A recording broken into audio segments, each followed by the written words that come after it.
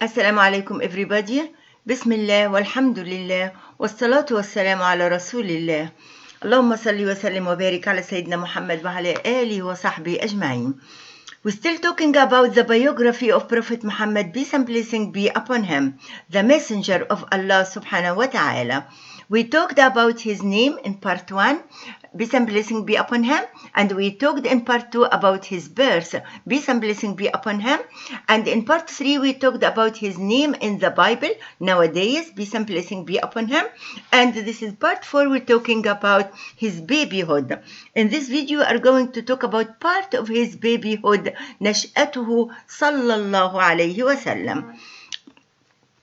We said that Thwaybah was the first woman to nurse him, peace and blessing be upon him, after his mother. And we said that Thwaybah was the concubine or the slave of the Prophet of Abu Lahab, and Abu Lahab is the uncle of the Prophet, peace and blessing be upon him. And Thwaybah nursed the Prophet for a few days because it was the custom of the nobles of Mecca to send their children to be nursed by Bedouin wet nurses in the desert. So the Prophet was later entrusted to Halimah bint Abi Dhuaib from Bani Sa bin Bakr, well known as Halimah As Sa'diyah. The word Halimah means the patient one. As Sa'diyah means the happy one, or the one who brings happiness to others. So this Halimah As Sa'diyah is the Bedouin witness for the Prophet, peace and blessing be upon him. When the grandfather of the Prophet, peace and blessing be upon him, met when the grandfather of the Prophet, Abdul Muttalib, met Halimah As Sa'diyah, he asked her about her name. She said Halimah. He was happy by her name and said the patient one. And he asked her, what's your tribe? She said Bani Sa, and he became optimistic to give her the Prophet because Bani Sa were is a good name. He was optimistic by this good name because it means the happiness or the people who bring happiness, and they were well known of their very good Arabic language. So her Haleemah, her husband, was Al-Harith bin Abdul Uzza, called Abi Kabshah, from the same tribe, Bani Sa.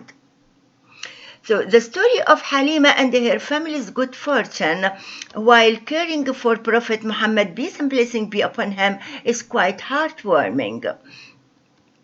According to Ibn Ishaq, Haleemah narrated her experience of setting out from her village with her husband and a nursing infant, in the company of some women of her clan, in search of children to nurse.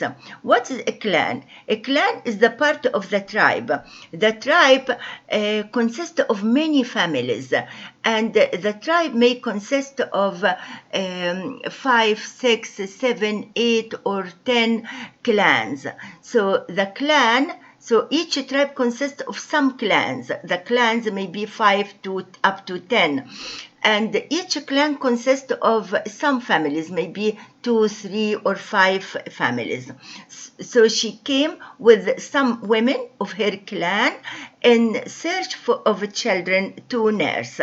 She said, "It was a year marked by drought and famine, and we had nothing to eat. I rode on a brown she-ass and accompanied by an old she-camel. By Allah, we could not get even a drop of milk, and we could not have a wink of sleep during the night, for the child kept crying on account of hunger.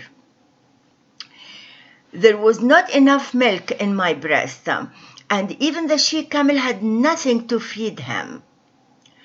We used to pray for rain and immediate relief constantly. At length we reached Mecca, looking for children to nurse. Not even a single woman amongst us accepted the messenger of Allah, peace and blessing be upon him, offered to her. As soon as they were told that he was an orphan, they refused him. we had fixed our eyes on the reward that we would get from the child's father. An orphan? What are his grandfather and mother likely to do? So we spurned him because of that. Every woman who came with me got a baby to nurse. And when we were about to depart, I said to my husband, by Allah, I don't like to go back along with the other women without any baby. I should go to that orphan and I must take him. He said, okay. He was happy and he said, okay. And perhaps Allah subhanahu wa ta'ala might bless us through him. So I went back to them and I took him. Because there was simply no other alternative left for me but to take him. When I left him in my arms and returned to my place, I put him on my breast, and to my great surprise, I found enough milk in it. He drank to his heart's content, and so did his foster brother. And then both of them went to sleep, although my baby had not been able to sleep the previous night. My husband then went to the she-camel to milk it, and to his astonishment, he found plenty of milk in it. This is the blessing of the Prophet, peace and blessing be upon him.